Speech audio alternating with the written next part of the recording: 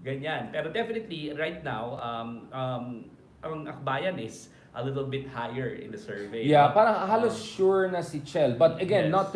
not to be complacent Not about to be this. complacent. Not to be Oh, complacent. I think Yeah. nakakabala na yung mga Duterte youth type ay halos sure na Correct. magkakatatlo. Ang daming mga dodgy. Ano nga palang number ng akbayan para Oh, alam shucks. nila? I'm sorry. Now you put me on the...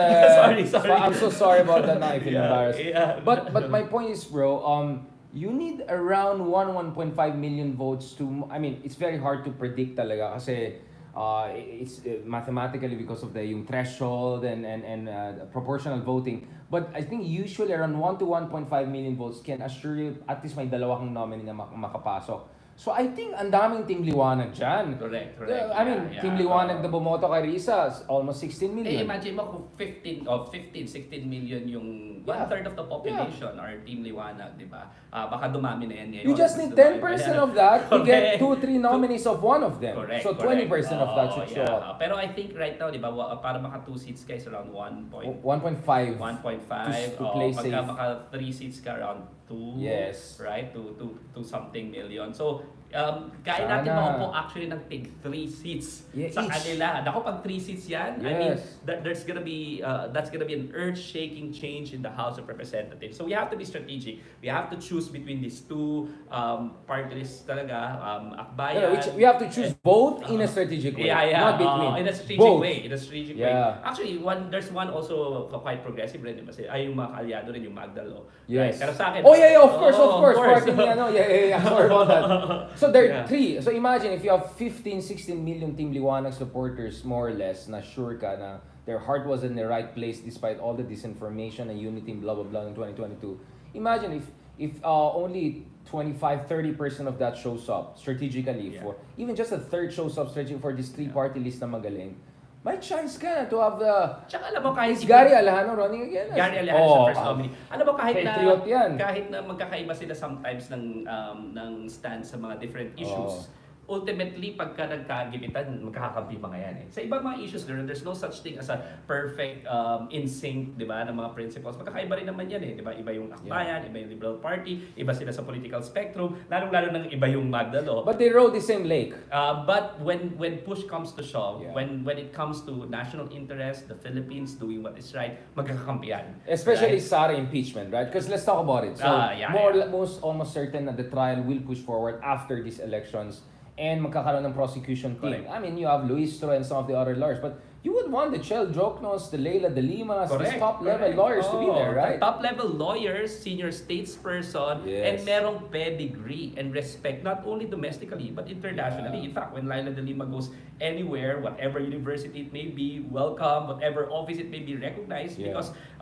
so there are so many, there's a European Council resolution about her case, there was a United Nations Working Group on Arbitrary Detention about her case, the UNCHR. Senator Rubio, Secretary Rubio worked for Secretary Rubio tweeted. Time Magazine, Top 100, I mean, everything. Everything. So may pedigree. And those are the kinds of caliber of leaders that we would want when it comes to the House and the Senate. And pag pumasok sila, I'm sure, mag-iiba ang dynamics yan. Yeah, now, let's talk about the other thing. Kasi pasok si Bam and Kiko, at least in one of the major surveys which will be released soon, hindi na natin nasabihin sino.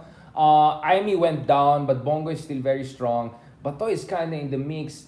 Do you think also it makes strategic sense for do you think it also makes strategic sense for sorry about that strategic sense for Team Liwanag to support some of the Alyansa members who will likely vote the right way should the impeachment come, so that hindi rin manalo yung mga masasamang tao or they're essentially as a protection racket for Sara? Well, definitely, I would say vote for Kiko, vote for Bam, sigurado yan, di ba, nakakampi natin. And then vote for si Heidi. There's no such thing as a perfect, as I mentioned, perfect candidate. We might disagree with her. You have 12 choices! Tsaka, ano ba yun, there's no such thing as a perfect candidate. So, nakita ko kasi meron naman yung may recent statement Kinakancel siya because of her statement in the same-sex marriage. Alam mo, magkakaiba tayo dyan sometimes, pero there's no such thing as perfect. But Lenny was also conservative on abortion issues and all that. Come on, I think people have to... Core issue yan. But ultimately, okay yan si Heidi. So wag tayo Yes. maghanap ng perfect candidate. Baka sa kaka-search natin ng perfect candidate,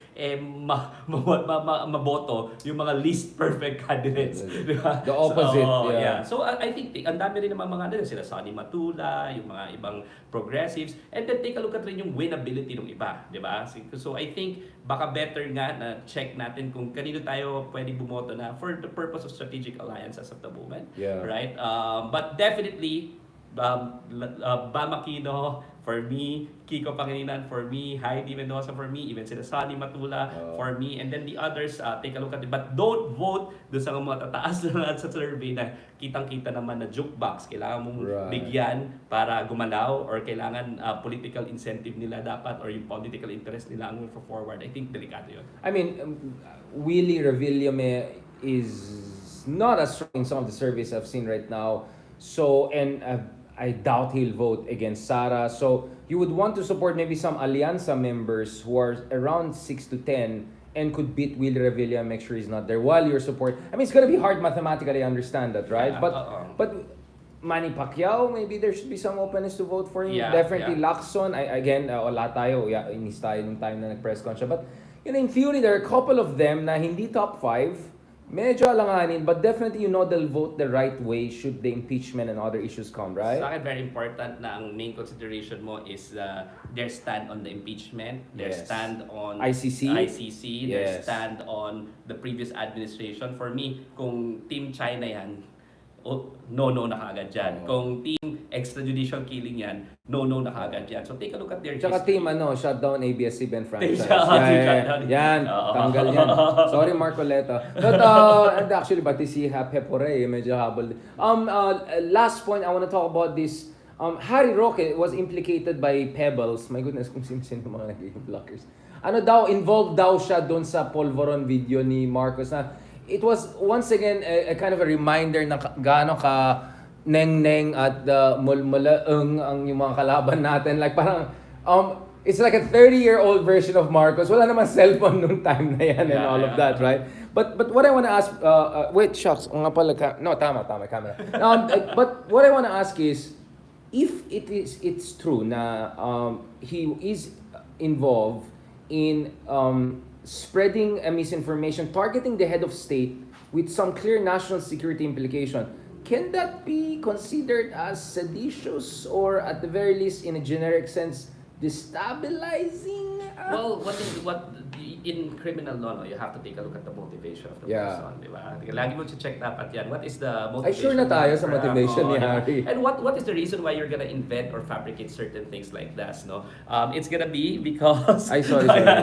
it's gonna be probably because you want to topple the government, no? That's first. Actually, before dun sa technical, legalistic things, I think, whatever happens, iba kahit anong politika mo, there are things that you should never cross. Yeah. Like for example, manufacturing evidence, inventing these things na hindi naman totoo. So, kung totoo yan, yung accusation na siya yung author niyan, you can really see how low he has gone, no? Grounds for disbarment ba kaya yun? Dapat, I think, no? He The should be grounds for disbarred, disbarment, no? hindi lang for punishment, diba? Parang ano ng klaseng moralidad yung nagkiklaim dati na human Ay, wala na moralidad. Tapos na tayo sa conversation. I think everyone knows where he's... I really want to revisit that kasi grabe naman yung pagka-low niya na nag-claim siya before na human rights lawyer, tapos ganyan na siya. That's first. Second, I think it can be ground for disbarment. Third, hindi lang ito sedition, but even cybercrime, di ba? Kasi sila yung nagpapahalan yan. So, yung anti-cybercrime law, apart from the fact na civilly liable din because of the kind of damages that that the person is sustaining because of fake things that you've invented, no? Pero kasi naging script na yan ng Davao Group, 'di ba?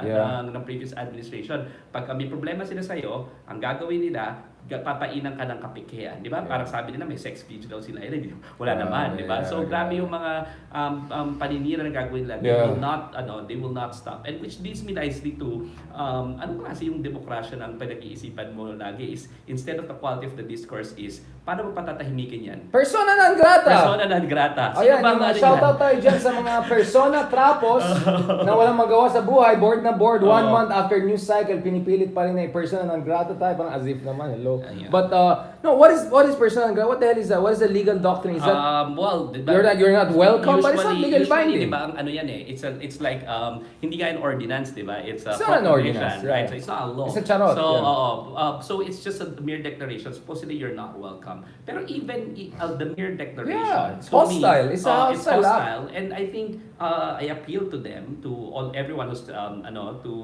doing, declaring your persona non Yeah, yeah. grata, whether you agree or disagree with what he said. Hindi naman pwedeng balat Or sibuyas, with diba? the facts of H.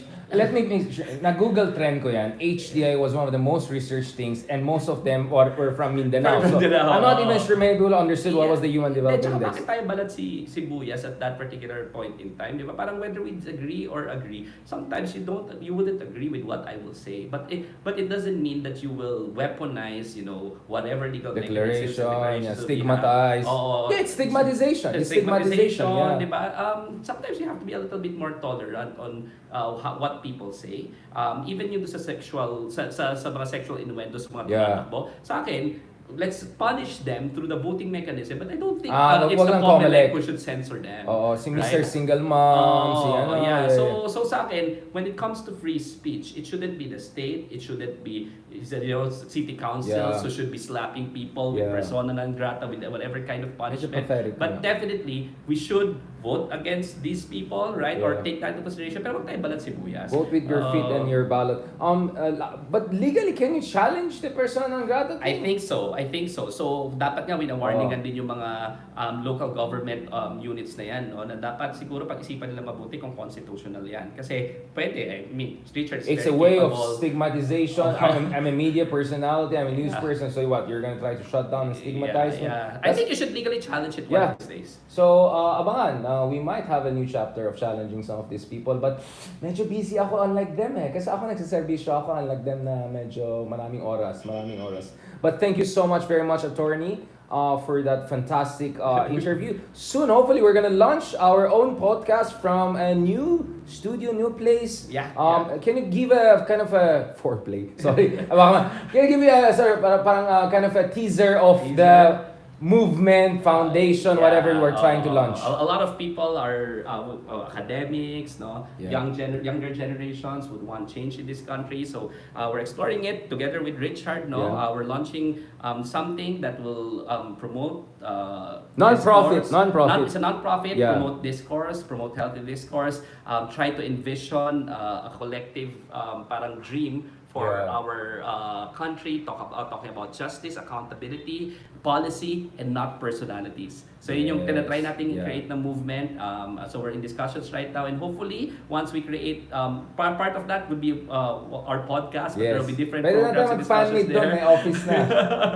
So hopefully we can launch that soon, so stay Yes, tuned. God willing, God willing. Thank you so much, brother. I'm so proud of you. I know for two Ilocanos to open a non-profit says a lot, meaning talaga our heart is in the right place. But thank you so much for your support, guys. And thank you guys for your support. So abangan nyo, we're gonna have new announcement on a foundation we're gonna set up soon, God willing. Para sa bayan talaga yan. Para sa bayan ito. At saka for the next generation yan. For the win. Salamat.